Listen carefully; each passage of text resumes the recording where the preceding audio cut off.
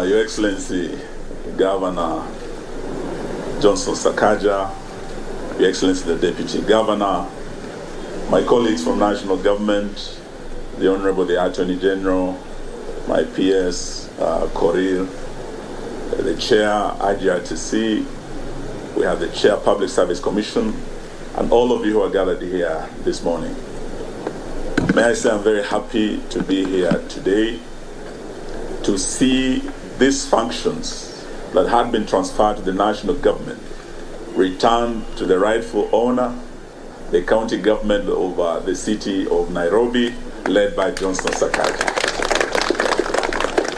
And I'm saying I'm very, very happy because I'm the one who signed that document that transferred the 4 key functions together with Governor Sonko. And it was not an easy thing because it was a very political process.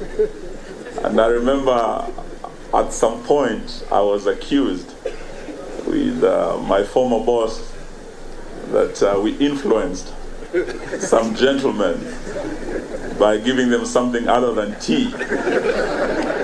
And they were not sure what they had signed. May I thank our gracious host, the governor, that today he gave us nothing but a cup of tea. And I believe what we have signed today, we are signing consciously knowing why and how we must give these functions back to the new government of the city of Nairobi. And I have no doubt the people of Nairobi have a very able governor now, a very able deputy governor, and a team that is going to serve them. I also want to say that it was not true that probably the national government came to usurp these powers. We came in to assist the county government. At the time, there was complete paralysis in the functions of the county government of Nairobi. And those who are suffering were not the Wadosi in the county government or the national government. Those who are suffering were Nairobians. Because what the people of Nairobi want is service. It doesn't matter if that service is coming from the national government or the county government, but we have to ensure the people of Nairobi and the people of Kenya get services that they require from both levels of government. And that's why we're here today as national government to willingly and happily hand over these functions back to the new governor and also assure him and his administration that we will be there to continue supporting and ensuring that we continue facilitating the work of this county government. So that is something I want to assure, and also thank you for giving me the opportunity to discharge what I would say one of my final functions as the Minister for Devolution. Because as you know, in the new structure, we don't have a Ministry of Devolution. So I might be addressing you as the last Minister for Devolution of the Republic of Kenya.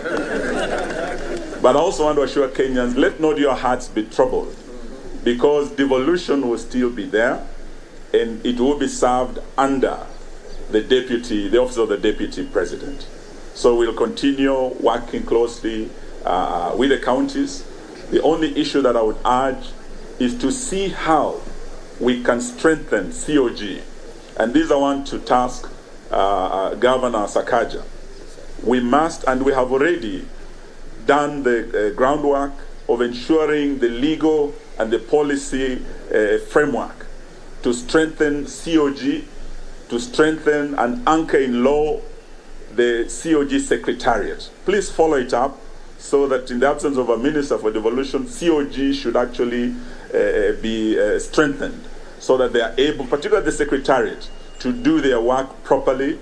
The second issue is IGRTC, because good intergovernmental relations is really the heart and soul of devolution. So we must also strengthen IGRTC.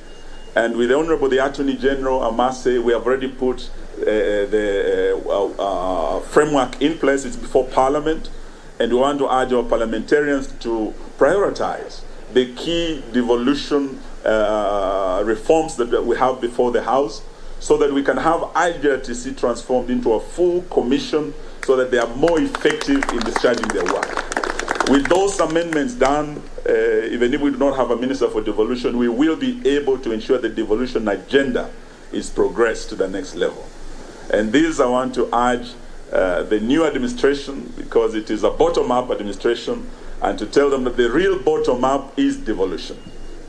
When we take resources down to the bottom, when we strengthen these counties, we can turn them into engines of socio-economic transformation of our country.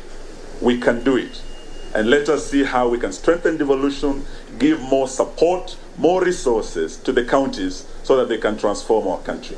And Kenyans might not know this, but devolution has transformed in a very fundamental way our counties and our country. Another 10 years of devolution with good leaders like Sakaja, I believe Kenyans are going to see what we have done. But I cannot end without saluting General Baji. The DG has done a wonderful job. Mpigie makofi jamani. Because in like 20 months, he's been able to deliver 20 hospitals. New hospitals in Nairobi. This is something that had not been achieved in 10 years. It's been done in 20 months. He's been able to do over 500 kilometers of roads, opened up areas where there were no roads. Mukuru kwa Njenga, Mukuru kwa Rubendani huko. He's done a wonderful job. We didn't have water in most of these informal settlements. We have over 200 boreholes where we have free water for Nairobians. Governor Sakaja, I want to urge you, because we have the framework in place for transfer of functions, we are serving the same people. Hakuna Wakenya wa county government na Wakenya wa national government, wote ni Wakenya wetu.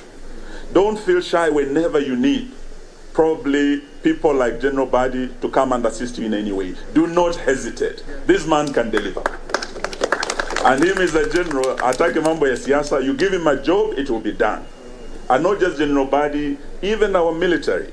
They've done a wonderful job. When you go to our parks, you see the stadiums they have put up, the hospitals they have put up. In a record 1 year, we have a hospital up and running. If you need the military to work with you, Governor, please do not hesitate to engage our military. They will deliver for you. We have a stadium called Ulinzi Stadium on Langata Road. This stadium was put up in a record 9 months at a budget that you will not believe it.